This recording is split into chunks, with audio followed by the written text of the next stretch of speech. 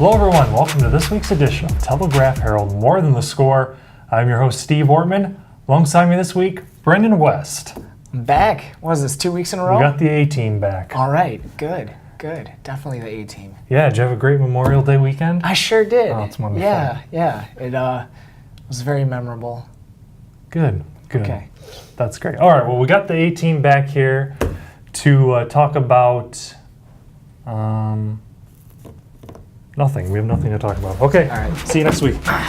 Good show, Steve. Oh, I stepped on my thing. No, come on! What do you think? We're joking around here? Let's go. We really got to... Get back. Let's reset here. Holiday weekend is over. We gotta talk about sports. Okay, let's go. All right. Don't mind if I do. The big news this week, breaking news, 2 days ago, the Dubuque Wahlert boys tennis team has won a record 10th Iowa Team State Championship. The Golden Eagles were very impressive in 2 victories down at Waveland Tennis Courts in Des Moines, the Class 1A state tournament. Golden Eagles pick up a 5-1 victory over Fairfield Maharishi in the championship match. They also were dominant in a 5-0 victory over Boone. This was a very emotional season for the Golden Eagles, with head coach Julie Westerkamp returning to the team after successfully defeating pancreatic cancer. It was very emotional for the Golden Eagles. The players raised $45,000 on a GoFundMe page to help her with costs for the treatment, and she had to take last season off. Their postseason kind of ended a little shy of the state tournament, and they really wanted to have a memorable season with Julie back in the fold, and boy did they. They were dominant down at the state tournament in the semifinal over Boone. Jack Lucy, Riley Collins, Charlie Fair, Lewis Ungs, and Hunter McDonald all picked up singles victories and ended that match in the semifinals. And when you get to that level and you're ending matches in singles, both the semifinals and the championship match, it just really speaks volumes of how deep the Golden Eagles were this season. They had 7 seniors, 1 standout freshman in Fair, and this was just a really deep team that even if they had battles at the 1, 2, or even 3 positions, just that 4, 5, and 6 spot really was just impressive players in those positions. And on top of that, they were so deep that Carson Kunkel, Jimmy Chapman, 2 seniors, were able to come in fresh and play number 3 doubles. They had the 1 through 6 lineup filled up, and then you had these 2 seniors coming in at number 3 dubs and coming in fresh and playing great. So that was really on display at state as well against Fairfield Maharishi in the championship match. The Eagles just as impressive. Jack Lucy lost a tight battle at number 1, but Charlie Fair, Lewis Ungs, Hunter McDonald, Will Hutchinson all picked up victories. And then Riley Collins sealed the deal at number 2 singles, battling for a 6-3, 4-6, 6-4 victory. And the Golden Eagles have now won more state championships than any Iowa boys tennis program. 10 state championships. Now, Steve, every championship season that we're able to cover is obviously memorable and fun for a number of different reasons here. But one of the things I'm wondering, you're obviously our tennis beat reporter. What did you most enjoy about covering this season for Wahlert? It sounds like there were a lot of really interesting, really memorable storylines here.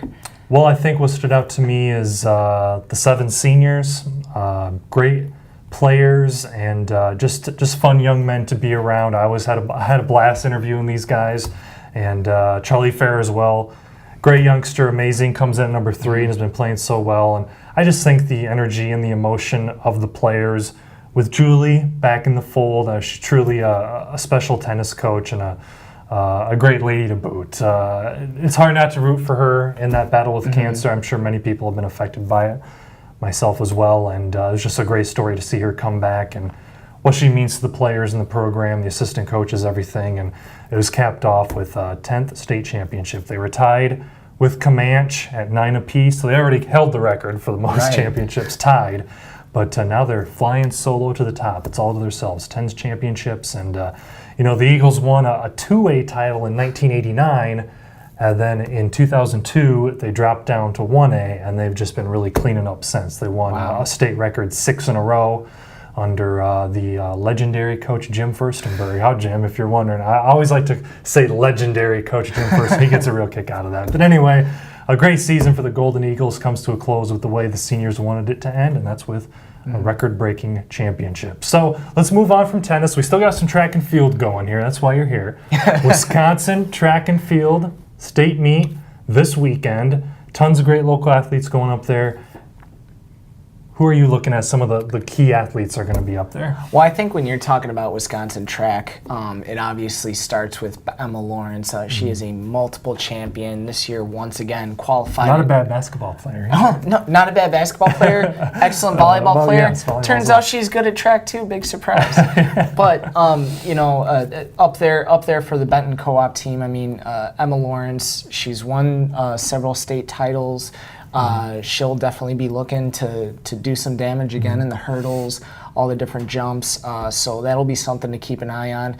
The Cuba City girls, they always do some damage up there. I'm thinking about Brindley Wood, and I'm thinking about Mackenzie Voss, and two really big contenders there, along with all the different relays and everything. And then we've got others like Sky Digman in the throws for Platteville. She's definitely favored to do very well in some of those events. So those are some of the key athletes I'm keeping an eye on. I'm really looking forward to see Shannon Mumm's coverage. She covers Wisconsin. The Wisconsin guru. She covers Wisconsin. She knows Wisconsin. She knows these kids, and it should be really exciting to see what she does up there in lacrosse. Yep, we'll have all that coverage, TelegraphHerald.com, as well as in the print edition this weekend. That is going to do it for this week's edition of Telegraph Herald More Than the Score. I'm your host, Steve Ortman, alongside Brendan West. We'll see you next week.